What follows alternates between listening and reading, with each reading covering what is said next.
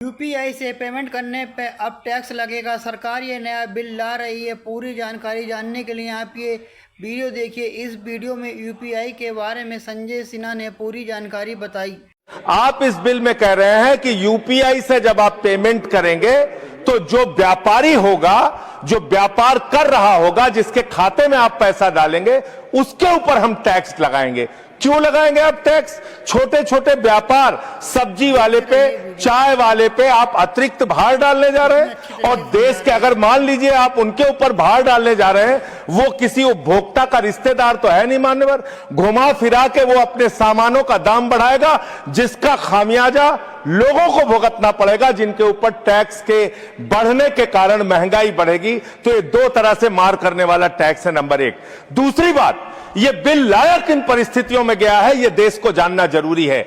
31 मार्च 2026 को जो United states trade representatives है, यूएसटीआर, इसने आपत्ति जताई कि हिंदुस्तान में यूपीआई पर जीरो टैक्स की वजह से हम लोग बर्बाद हो रहे हैं।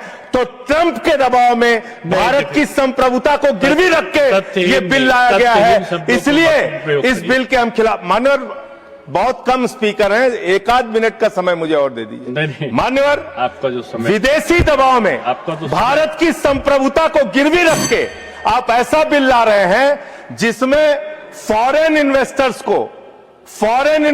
को तो आप टैक्स में 100% एग्जम्पशन दे रहे हैं, लेकिन जो हिंदुस्तान में छोटे छोटे व्यापार करने वाले लोग हैं, उनके ऊपर आप टैक्स लगाने जा रहे हैं।